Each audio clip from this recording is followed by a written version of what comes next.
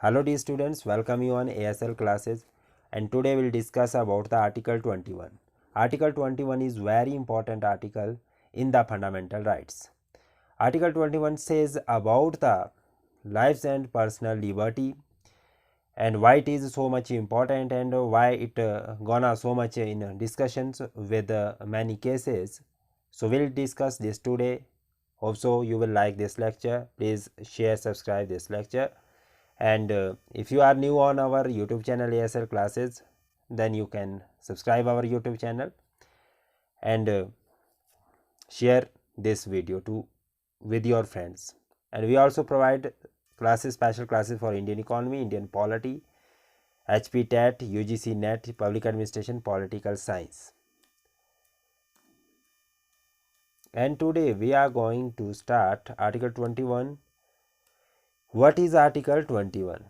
Article 21 is related to the life and personal liberty, जिसमें कि आपकी व्यक्तिगत स्वतंत्रता एवं जीवन की स्वतंत्रता के बारे में बातचीत की जाती है कि आपको अपने जीवन यापन को किस तरह से व्यतीत करना है, किस तरह से उसमें आपको स्वतंत्रता होनी चाहिए, क्या कुछ आप कर सकते हैं अपनी लाइफ के साथ। ये सारी चीज़ें आर्टिकल 21 में मेंशन मिलती है।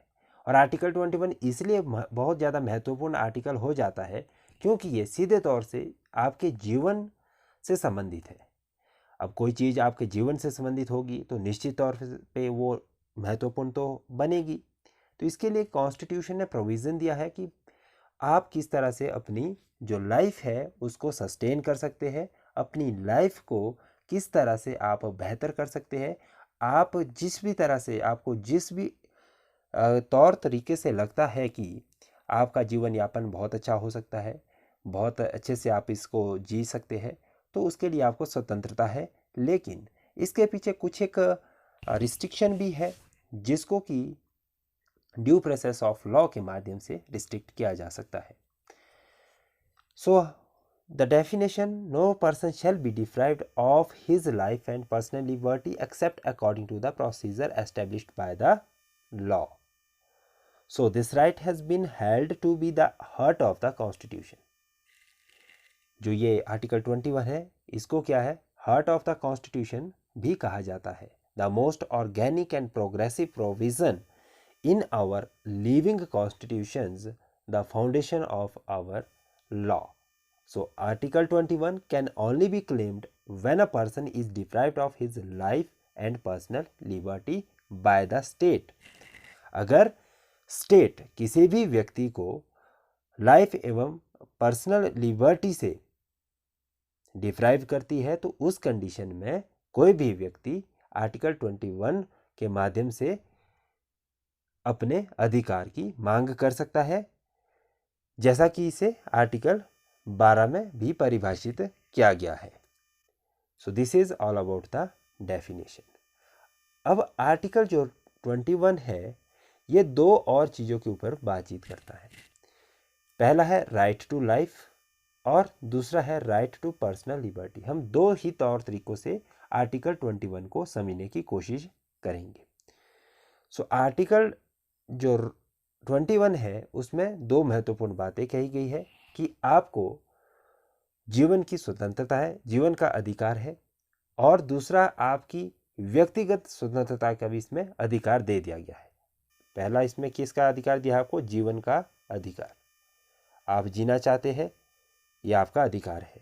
और आपकी व्यक्तिगत स्वतंत्रता जो आपकी व्यक्तिगत आज़ादी है, ठीक है, मैं इसको और साधारण भाषा में लिख लेता हूँ, व्यक्तिगत आज़ादी है, उसके बारे में भी आपको अधिकार देता है कि आप अपनी स्वेच्छा से कोई भी निर्णय ले सकते हैं, किसी भी तरह के आप जीवन यापन कर सकते हैं. यह आपकी पर्सनल लिबर्टी होगी. और इसी के साथ साथ जीवन का भी अधिकार है. आपका जीवन कोई भी नहीं छीन सकता. किसी भी तरह का डिस्क्रिमिनेशन, किसी भी तरह का कॉजल एंड इफेक्ट आपकी लाइफ के साथ नहीं होना चाहिए. Article 21 says mostly that to natural person, कि जो नेचुरल पर्सन है, आर्टिकल 21 उन लोगों के लिए अप्लाई होता है। और साथ ही साथ जो आर्टिकल 21 है, this right is available for every person, ठीक है, सिटीजन और एलियंस, कोई भी है, वो कोई भी व्यक्ति है, कोई भी नागरिक है या कोई फॉरेनर्स है, इवन उनके लिए भी आर्टिकल 21 अप्लाई होता है। This even a foreigner can claim this right.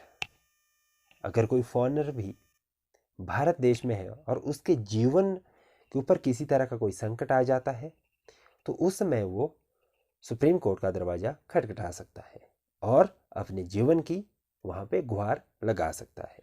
It however does not entitle a foreigner the right to reside and settle in India। यानी कि आर्टिकल 21 के माध्यम से जीवन की स्वतंत्रता के लिए तो सुप्रीम कोर्ट में कोई भी व्यक्ति जा सकता है, लेकिन फॉरेनर को आर्टिकल 21 के माध्यम से जीवन की स्वतंत्रता तो मिलती है, लेकिन इसके अलावा उसको यहाँ पे रहना और यहाँ पर भारत में सेटलमेंट करने का अधिकार नहीं दिया जाता, जैसा कि हमें इसका जो मेंशन है वो आर्टिकल 19 क्लॉज 1 सब क्लॉज ई में देखने को मिलता है। अब हम इसको थोड़ा सा मीनिंग समझ लेते हैं कि आर्टिकल जो 21 है उसका शाब्दिक जो अर्थ है वो क्या है। कहता है कि everyone has the right to life, liberty and security of person. The right to life is undoubtedly the most fundamental of all right। कि जो फंडामेंटल राइट्स में सबसे महत्वपूर्ण राइट है वो राइट टू लाइफ ही है, यानी कि जीवन का अधिकार सबसे महत्वपूर्ण अधिकार माना जा सकता है। All other rights add quality to the life in question and depend on the pre-existence of life itself for their operation. As human right can only attach to living beings, one might expect the right to life itself to be in some sense primary, since none of the other right would have any value or utility without it। अगर देखिए जीवन ही आपके पास नहीं रहेगा तो अन्य अधिकारों का आप क्या करेंगे। तो सबसे पहले आपके पास जीवन होना चाहिए, सबसे पहले आपके पास जीने का अधिकार होना चाहिए। जीने के अधिकार के बाद ही आप समानता का अधिकार, right to equality, right to education, right to culture, right to other things, ठीक है, जितने भी राइट्स हैं हमारे, ठीक है, राइट टू अनटचेबिलिटी, ये सभी तरह के अधिकार आप तभी डिमांड कर सकते हैं जब आपके पास राइट टू लाइफ है। तो राइट टू लाइफ को हम heart of the fundamental right भी कह सकते हैं, और ये कोर राइट भी है और महत्वपूर्ण राइट है, सबसे महत्वपूर्ण है। And there would have been no fundamental right worth mentioning if article 21 had been interpreted in its original sense। This section will examine the right to life as interpreted and applied by the Supreme Court of India। So Article 21 of the Constitution of India 1950 provides that no person shall be deprived of his life or personal liberty except according to the procedure established by the law। Life in Article 21 of the Constitution is not merely the physical act of breathing। It does not connote a mere animal existence or continued trajectory through life, and it has a much wider meaning which includes right to live with human dignity, right to livelihood, right to health, right to population, free air, etc। अगर बात की जाए यहाँ पे rights की, तो rights में, fundamental rights में not only we are including कि भाई हमें जीने का ही अधिकार है, सांस लेने तक ही सीमित रखा है, ऐसा बिल्कुल भी नहीं है। जब हम राइट टू लाइफ की बात करते हैं तो उसमें और भी बहुत सारे चीज़ों को इंक्लूड किया जा सकता है, जिसमें कि सबसे पहले अगर मैं बात करूं आपको कि सभी तरह के जितने भी हमारे अधिकार हैं, ठीक है, जीवन से संबंधित जो भी आपको, चाहे वो जीवन यापन के लिए किस तरह के वातावरण की ज़रूरत पड़ती है, किस तरह का वातावरण आप वहाँ पे अपने जीवन यापन के लिए देखते हैं, ये सभी तरह के फंडामेंटल जो प्रिंसिपल्स है आपके जीवन के लिए ज़रूरी, उनको आप को महत्वपूर्ण तौर तरीके से जीना ज़रूरी है। तो उसके लिए आपको सबसे पहले तो आपको अच्छा स्वास्थ्य चाहिए होता है, ठीक है। दूसरा, आपको शेल्टर चाहिए होता है, ठीक है। आपके पास रहने के लिए अच्छा हो, स्वास्थ्य अच्छा हो, आपका लिवलीहुड, ठीक है, अच्छा होना चाहिए, आपका एनवायरनमेंट अच्छा होना चाहिए, ठीक है। जहाँ पे आप रह रहे हैं वहाँ का आसपास का वातावरण प्रदूषित नहीं होना चाहिए। साथ ही साथ आपके पास मेडिकल कॉन्फिडेंशियलिटी होनी चाहिए, और साथ ही साथ आपके पास इसमें जो राइट टू लाइफ में राइट अगेंस्ट सेक्सुअलिटी हरासमेंट भी इंक्लूड हो जाता है, और right against bounded labour also be included, and rehabilitation. So these are the core right.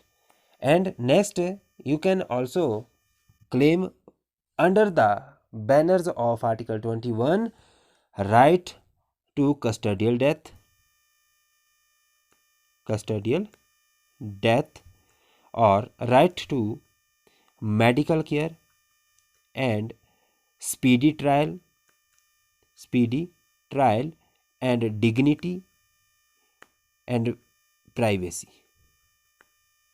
ये सभी तरह के अधिकारों को आप under the banners of article 21 के माध्यम से क्लेम कर सकते हैं। तो ये महत्वपूर्ण अधिकार माने जाते हैं। तो ये था आज का जो टॉपिक हमारा, right to life and personal liberty, और इसका मीनिंग हमने बहुत डिटेल में समझ लिया। इसके बाद कुछ एक केसेस हैं इसके रिगार्डिंग, इसको इतना ज़्यादा डिटेल में पढ़ने की ज़रूरत है नहीं है, ठीक है, बट इसमें एक केस है उसको हम ज़रूर पढ़ लेंगे। इसमें in Sunil Batra versus Delhi Administration the Supreme Court reiterated with the approval the above observations and held that the right to life include the right to lead a healthy life so as to enjoy all faculties of the human bodies in their prime condition. It would even include the right to protections of a person's tradition, culture, heritage, and all that gives meaning to the man's life, and it includes the right to live in peace, to sleep in peace, and the right to repose and health. देखिए, अब आपको कुछ समय पहले, अभी recently तो नहीं कह रहा मैं, कुछ समय पहले इन बिटवीन द लॉकडाउन, जब हमारा first phase of the lockdown चल रहा था, तो उस समय सोनू निगम ने एक PIL डाली थी कि भाई मस्जिद से सुबह सुबह जो वहाँ पे नमाज़ पढ़ी जाती है उसकी वजह से उनकी नींद खराब हो जाती है।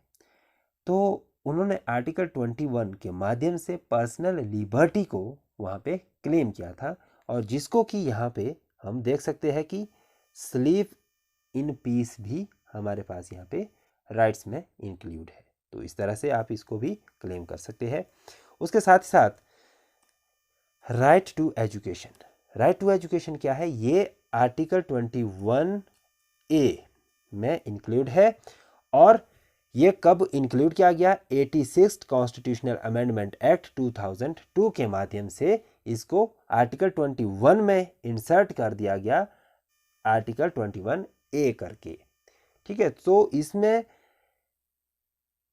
जो कंपल्सरी एजुकेशन का सिस्टम रखा गया वो कब से कब तक रखा गया, 6 से 14 साल के बच्चों के लिए ये एक फंडामेंटल राइट बना दिया गया, मौलिक अधिकार बना दिया गया कि जितने भी 6 से 14 साल के बच्चे हैं उनको स्कूलों में कंपल्सरी एजुकेशन दी जाए, और कंपल्सरी के साथ साथ इसमें फ्री भी जोड़ दिया गया लेटर ऑन, ठीक है, कि भाई compulsory and free education at least provide की जाए। And it also added a fundamental duty in article 51A as 11th fundamental duty, ठीक है।